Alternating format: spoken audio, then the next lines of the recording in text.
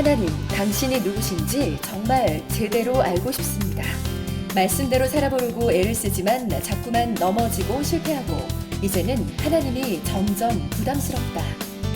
더 이상 내 힘으로 안 된다는 것을 깨달은 이들을 위해, 교회는 열심히 다니지만 진짜 하나님을 알고 싶은 이들을 위해, 성경이 이해 안 되지만 믿음 없다고 할까봐 질문하지 못하는 이들을 위해, 제자훈련 공동체 하심의 대표인 박영춘 교수, 우리 안에 베일에 쌓여있는 질문들에 대한 통쾌한 해답을 지금부터 낱낱이 공개합니다.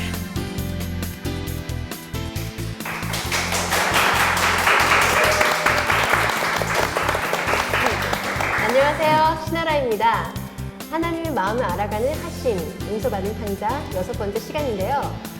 어느새 중반을 벌써 넘어섰는데 참 시간이 빠른 것 같아요. 네, 오늘도 좋은 말씀 나눠주실 우리 교수님 모셨습니다. 안녕하세요. 네, 안녕하세요. 하심 대표 박영춘입니다. 네.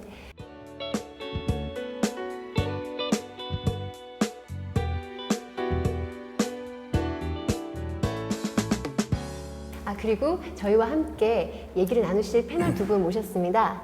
안녕하세요. 안녕하세요. 네, 저는 상담사 조윤희라고 합니다. 네. 네, 안녕하세요. 연기자 윤충입니다. 네, 반갑습니다. 네, 저희가 지난 시간에 누가복음 15장을 통해서 나오신 하나님의 심정을 공부해 봤고요. 그리고 또 창세기 1, 2, 3장에 나온 하나님의 심정도 공부해 봤는데 동일하다는 것을 알게 됐어요. 근데 저는 사실 신앙생활을 나름 오래 했는데 그럼에도 불구하고 하나님을 많이 몰랐었구나라는 생각을 하게 됐고요. 그리고 하나님은 왜 저희 머리털까지도 다 세신다고 하시잖아요. 그런 하나님께서 제 마음을 알으셨다면 얼마나 서운하셨을까 그런 생각도 하게 됐어요.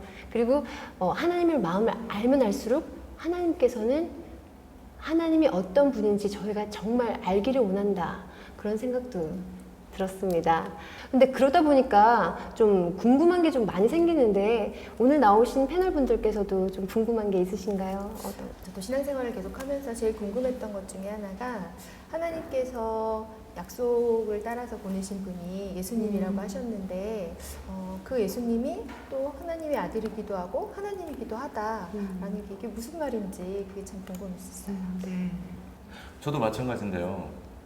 저도 어렸을 때부터 예수님은 예수님이고 하나님은 하나님이지 두 분을 같은 분이라고 생각해 본 적이 없거든요. 네. 그리고 또 어렸을 때 목사님이 자 하나님께 기도하자 그래놓고서는 예수님의 이름으로 기도드리겠습니다. 이게 뭔 말인가 네. 참 고민 많이 했었거든요. 네, 좀 그런 고민이 있었습니다. 네. 궁금합니다. 네, 많이 궁금합니다. 오늘 잘 됐네요. 그동안 우리가 누가복음 15장과 창세기로 하나님의 심정이 뭔지 공부해 봤는데 오늘부터는 예수님이 누구신가 우리 한번 공부해 보기를 원합니다. 그래서 두 분이 궁금해 하시는 그것에 대한 그 명쾌한 해답이 오늘 강의 속에 담겨 있기를 희망합니다. 네. 자, 그럼 저희 6번째 강의 박수를 청해 듣겠습니다.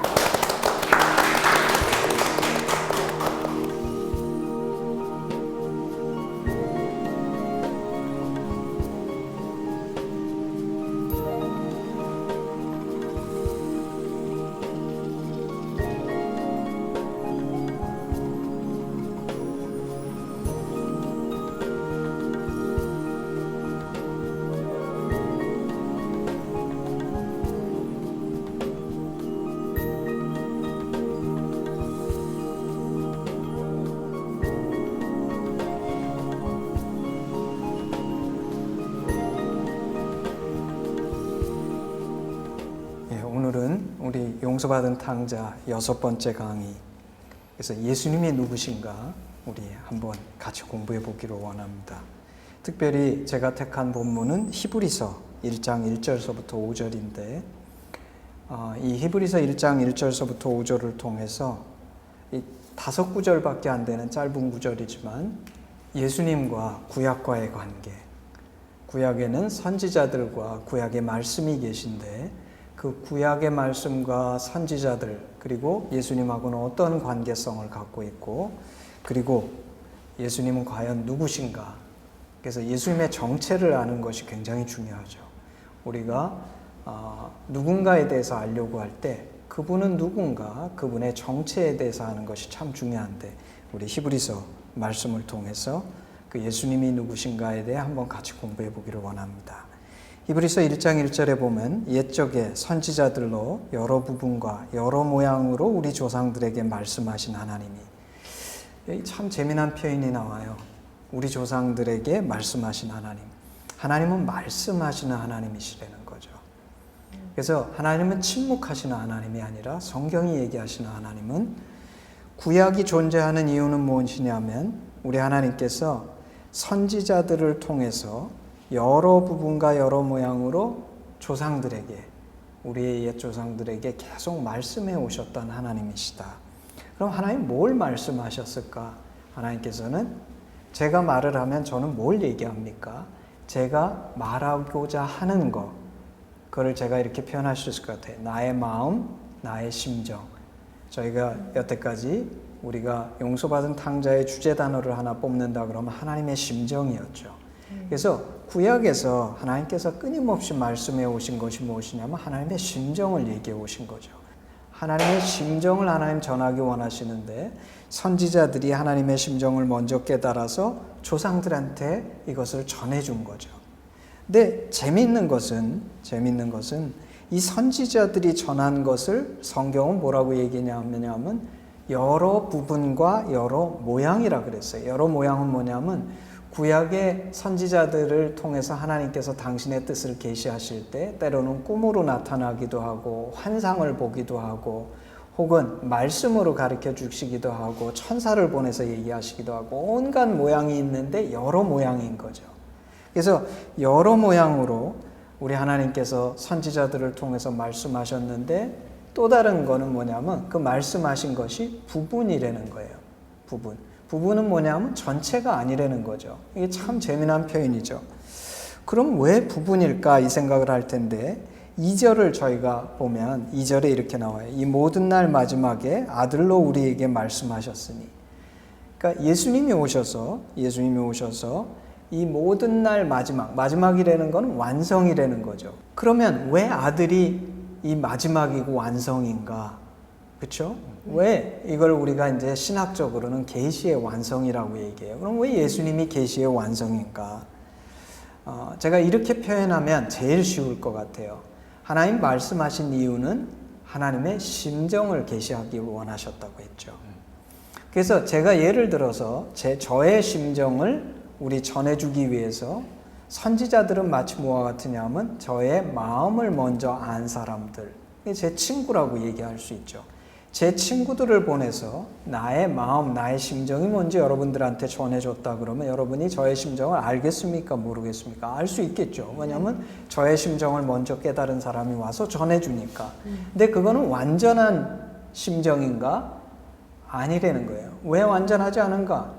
사실 제 친구들은 저의 심정이 뭔지 알겠지만 가서 전할 때에는 저의 심정을 100% 이해할 수 없고, 둘째는 자신들의 방법으로 전하기 때문에 제가 전하려는 것만이 아니라 자신들이 전하는 방식이 들어가기 때문에 뭔가 다른 것들이 끼어들겠죠. 그렇죠?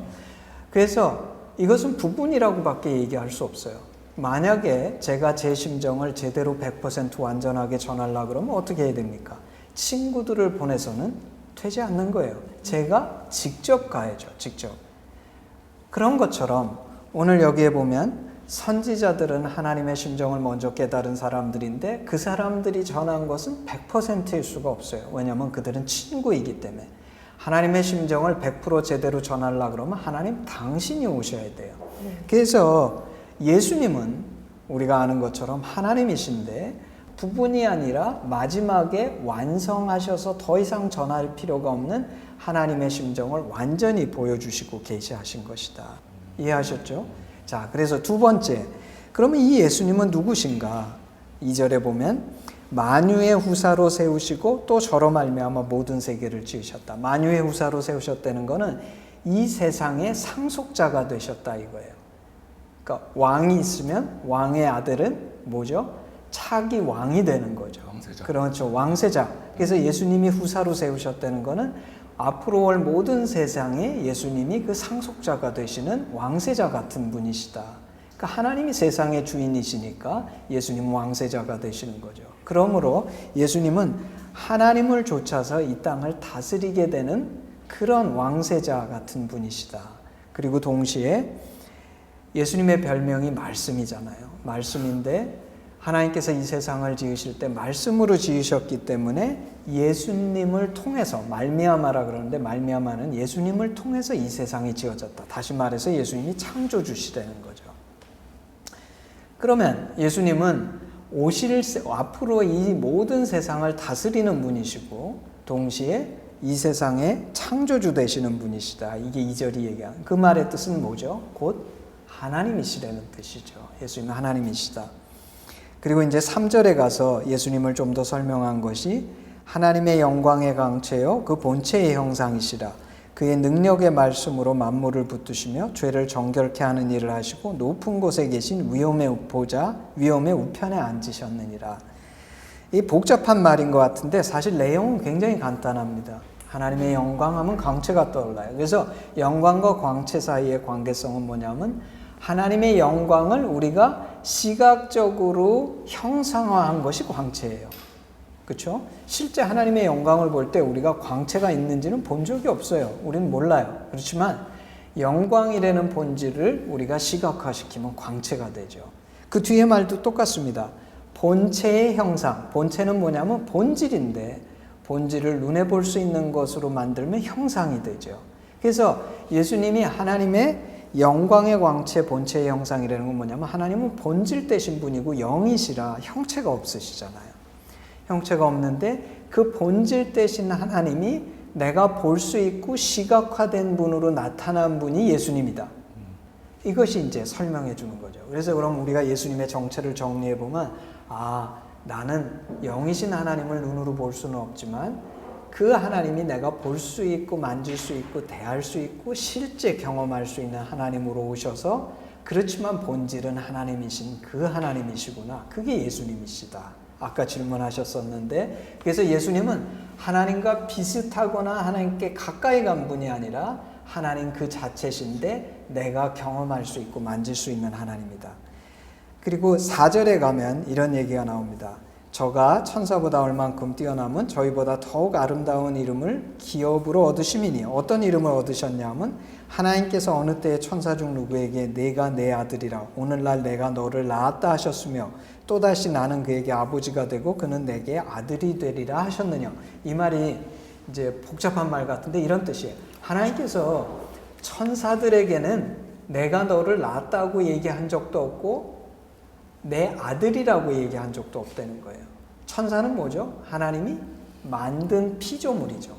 천사는 하나님께서 만드신 피조물이에요. 우리도 하나님이 만드신 피조물이죠. 예수님은 하나님이 만드신 것이 아니라 성경에서 뭐라 그러냐면 낳았다고 얘기해요. 그리고 이건 굉장히 중요한 얘기입니다. 왜냐하면 우리 기독교 역사에 있어서 하나님이 낳았다고 얘기하시는 성경에서 얘기하는 분은 예수님밖에 없으세요. 그럼 낳았다는 것이 무슨 뜻인가? 우리가 이제 이걸 이해할 필요가 있어요.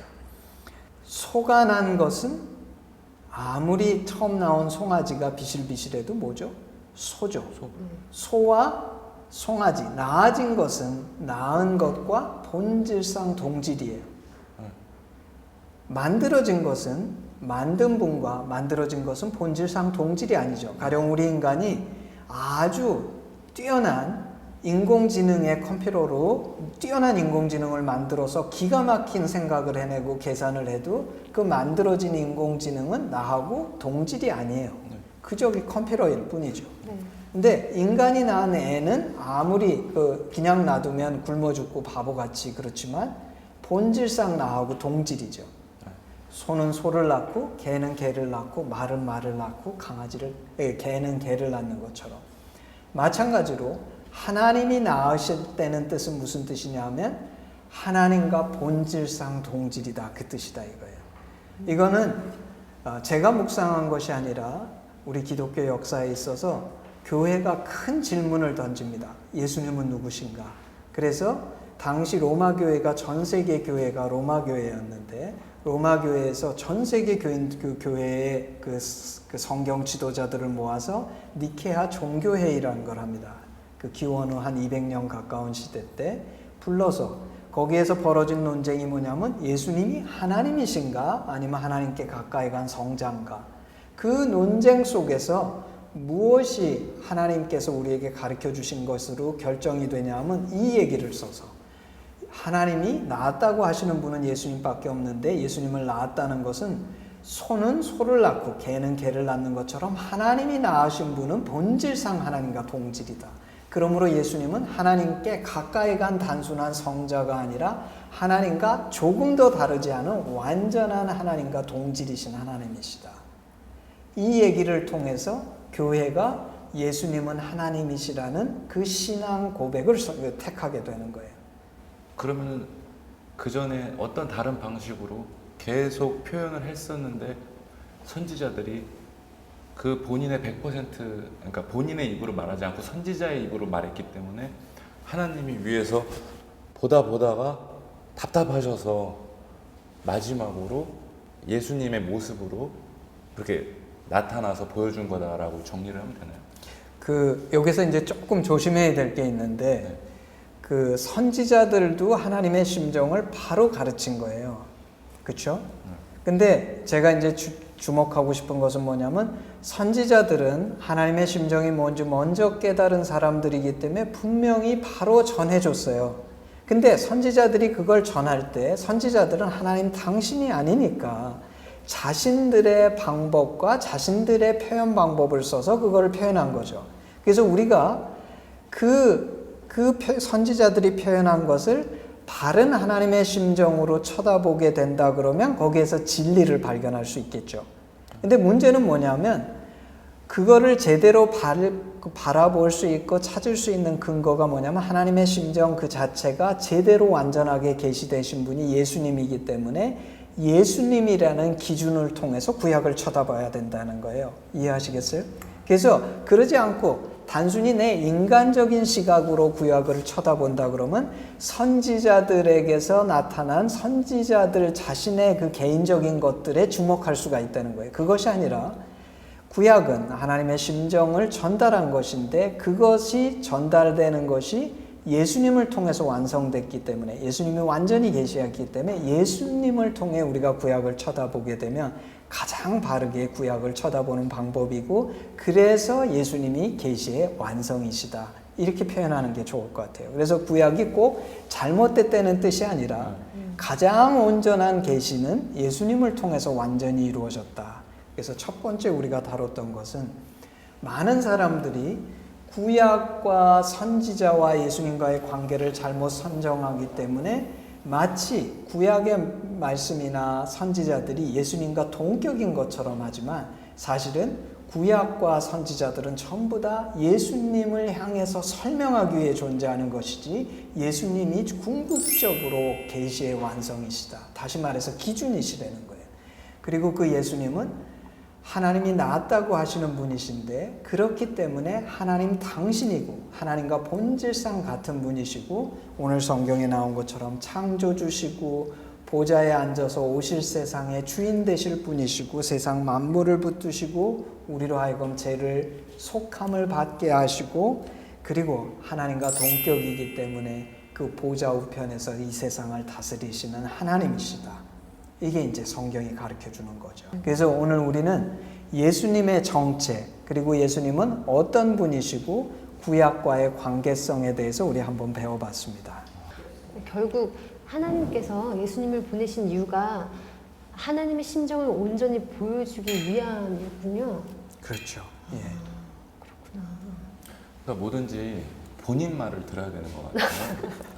이게 남들이 그렇죠. 뭐 이렇게 내 의견을 대신 뭐 이렇게 해준다고 해서 100% 내가 내 입장이 전달이 안 되는 거기 네. 때문에 하나님의 입장도 마찬가지였던 것 같아요. 네, 그렇네요. 네. 네, 교수님, 하나님이 예수님을 낳았다라고 하신 표현, 그래서 예수님이 곧 하나님이시다라고 설명을 해주시니까 참 이해가 잘 되는데요. 그러면 예수님이 곧 하나님이시라면 예수님을 믿는다고 고백할 필요 없이 하나님만 믿어도 되는 거 아닌가요? 저는 이렇게 얘기하시는 분을 만난 적이 있어요. 하나님은 아버지시고 예수님은 아들이니까 백으로 보더라도 아버지가 더 세지 아들이 더 세냐. 기왕 믿을 거면 더 센 분을 믿자. 네. 그래서 하나님 아버지 믿으면 되지 아들을 굳이 믿어야 되는가. 근데 거기에는 제 생각에 오해가 있는 것 같아요. 그러면 그분이 예수님을 믿지 않는다 그러면 그분이 믿는 하나님은 과연 누군가? 예수님은 보이지 않는 하나님의 영광의 광채. 다시 말하면 뭐냐면 제가 광채를 보지 않고서 영광이 뭔지 어떻게 이해할 수 있겠어요? 광채를 보기 때문에 영광을 이해할 수 있는 거예요. 형상을 보기 때문에 본체가 뭔지 이해할 수 있는 거죠. 성경은 제가 속으로 그냥 짐작해서 만들어낸 신을 하나님이라 그러는 것이 아니라 성경을 통해 그리고 예수님을 통해 계시된 그 하나님이 하나님이라는 걸 받아들이라는 거예요. 그래서 이것은 마치 뭐와 같으냐면 제가 예수님을 믿지 않고서 하나님을 믿는다는 얘기는 뭐냐면 내가 만들어 놓은 상상 속의 하나님이라고 생각하는 어떤 초월적인 존재를 제가 하나님이라고 믿는 거죠. 근데 그분은 하나님 실제 하나님하고는 크게 차이가 있고 그 하나님을 제가 알라 그러면 어떻게 알아야 되냐면 하나님께서 우리에게 나는 누구다라고 보여주셔야 돼요. 그 보여주신 분이 예수님이시기 때문에 예수님을 제가 쳐다보고 그분의 말씀과 삶을 보면서 하나님은 이런 분이구나 바로 깨닫기를 원해서 예수님을 보내주셨으니까 예수는 믿지 않는데 하나님을 믿는다는 건 있을 수가 없는 일이라는 거죠. 실체가 없는 대상을 신으로 믿는다는 거랑 똑같아요. 그래서 우리는 예수님을 통해 구체적인 예수님을 통해 하나님의 진심이 뭔지 그분은 사랑의 하나님인지 진노의 하나님인지 정말 이분의 진심은 무엇인지 이거를 알고 그것에 기초해서 하나님을 믿는 것이 바른 신앙이다. 그러므로 예수를 믿는다는 것과 하나님을 믿는다는 것은 같은데 내가 예수 믿지 않고 하나님 믿는다는 것은 있을 수가 없는 신앙이라는 거죠. 예. 교수님, 그러면 정말 그 하나님의 심정과 마음을 보여주시기 위해서 오신 거잖아요. 우리의 모습으로 오셨던 건데, 근데 그 당시의 사람들은 그 오신 하나님을 십자가에 못 박고 죽이기까지 한 거잖아요. 왜 믿지 못하고 그렇게 했을까요? 조금 전에 한 질문에서 제가 조금 더 나간 연장선상의 대답을 좀 드리기를 원해요. 성경은 뭘 가르쳐 주냐 하면 예수님께서 하나님이 이 땅에 오셔서 하나님의 심정의 진심을 보여준 거죠. 근데 하나님이 이 땅에 오셔서 당신의 정말 하늘 보좌를 버리시고 진심을 다 보여줬을 때 두 종류의 사람이 나타난다는 거예요. 뭐냐면 한 종류는 그 자기 중심성에서 벗어나서 하나님의 진실을 보고 그 진실을 진리로서 받아들이는 사람들. 그리고 또 다른 사람들은 뭐냐면 그런 진심을 보여줬음에도 불구하고 여전히 자기 중심성에서 벗어나지 못하고 그대로 살아가는 사람들. 이거를 성경은 뭐라고 얘기하냐면 빛과 어둠이라고 얘기해요. 왜냐하면 한 부류는 과거에 나는 어둠 속에 있었지만 내가 그 진리 대신 어떤 기적이 일어났는지 모르겠지만 그 진심을 보여준 예수 그리스도 하나님을 통해서 하나님의 진심을 알게 돼서 나는 그 진심이 무엇인지 깨달아 그 진리 앞에 자신을 내놓는 거예요. 난 더 이상 자기중심적인 삶을 사는 것이 아니라 이 진리 앞에 서기를 원합니다 하는 사람들. 우리가 이 사람들을 예수 믿는 사람들이라고 얘기하는 거죠. 근데 그 진실이 보여줬음에도 불구하고 여전히 예수가 하나님인지 어떻게 아느냐. 이게 시간을 들이지 않았기 때문에 그런 결론에 도달할 수도 있고 관심이 없기 때문일 수도 있고 어떤 사람은 많은 시간을 들인 후에도 그걸 받아들이기 싫어하는 사람도 있어요. 근데 무엇이 동기가 됐건 간에 그 마지막에 가서 그 진심을 받아들이지 않고 자기는 자기가 여태까지 생각했던 원래의 중심성. 근데 놀라운 거는 사실은 예수님 시대에 12제자 중에서도 한 명은 이런 사람이 있었어요. 그것이 누구냐면 유다죠. 유다는 예수님이 그 진실과 진심을 다 보여줬음에도 불구하고 그는 그 진실에 받아들이기를 원치 않고 자기가 원하는 길을 갔던 사람. 그래서 이 두 부류로 나눠지는데 요한복음은 이걸 뭐라고 얘기하냐면 빛이 왔을 때 그 빛에 대해서 어둠이 이기지 못했는데 그 어둠은 어둠 속에 머물기를 원하는 사람과 그 예수님의 빛이 뭐냐면 하나님의 진심인데 그 하나님의 빛 앞에 나오는 사람 두 부류로 나눠지더라. 이건 뭐 너무 당연해요. 그 어둠 속에서도 그분들은 그 어둠들이 변하지 않으면 구원해 주시지 않나요? 아니죠. 그래서 십자가를 지시는 거라고 저는 믿어요. 목숨을 버리기까지 그 사람들을 돌이켜 하나님의 심정이 뭔지 보여주게 하기 위해서. 제가 두 분을 사랑하는데 어디까지 사랑할 수 있습니까? 제가 죽어서 없어지면 그 이상 사랑할 수 없어요. 제가 할 수 있는 정말 마지막 최후로 내가 할 수 있는 최선은 내 생명이 다하기까지 사랑하는 거죠. 예수님 그렇게 하신 거죠. 십자가에 죽으시기까지 그 사랑을 보여주시고 하나님의 심정을 보여주셨는데 그것에 대해서 우리는 이제 반응해야 되고 우리가 어떤 선택을 할 것인지. 왜냐하면 예수님께서는 하실 수 있는 당신의 최선을 다하신 거죠. 그리고 그것에 대해서 어떻게 반응할 것인가 그 선택이 저에게 주어져 있는 거죠. 그래서 하나님의 심정을 아는 게 정말 가장 중요한 거네요. 네. 그리고 오늘 말씀하셨던 그 십자가를 왜 지셨는가에 대해서는 우리가 다음 시간에 얘기를 해볼 건데요. 오늘 어떠셨나요? 패널분들? 저는 늘 알고 있었고 또 처음에 굉장히 감동했던 부분이기는 한데 다시 네. 한번 정말 그렇게까지 해서 우리한테 그 하나님의 심정을 보여주고 싶어 하시는 모습이 또 한번 감동이 되는 것 같아요. 네. 저는 예수님은 누구신가 하나님은 누구신가라는 이런 원론적인 네. 그런 신자의 의문점이 오늘 확실하게 정립이 된 것 같아서 기분이 좋습니다. 네. 감사합니다. 네, 오늘 좋은 말씀 나누셔서 정말 감사드립니다. 네, 감사합니다. 감사합니다. 네. 우리는 하나님이 보이지 않아서 믿을 수 없다고 그리고 느낄 수 없다고 투정을 부릴 때가 참 많은데요. 저는 오늘 하나님께서 직접 그 2000년 전에 저희 눈에 나타나시고 보여주셨다는 게 정말 은혜가 됩니다. 그게 정말 하나님의 말씀하신 거의 완성이라는 거. 정말 하나님, 저희가 하나님의 마음을 알기를 원하시는 것 같습니다. 물고기는 자기 스스로 젖었다고 생각하지 않는다고 합니다. 왜냐하면 물속에 살기 때문이죠. 어쩌면 저희들도 태초부터 지금 이 순간까지 그리고 앞으로도 영원히 하나님의 사랑 속에 거하기 때문에 하나님의 그 아름다운 심정에 대해서 깨닫지 못하는 게 아닐까 그런 생각도 드는데요. 여러분 오늘 함께 해주셔서 정말 감사드리고요. 다음 시간에는 십자가에 대해서 그리고 예수님에 대해서 더욱 본격적으로 얘기해 보도록 하겠습니다. 오늘 함께 해주셔서 감사드립니다.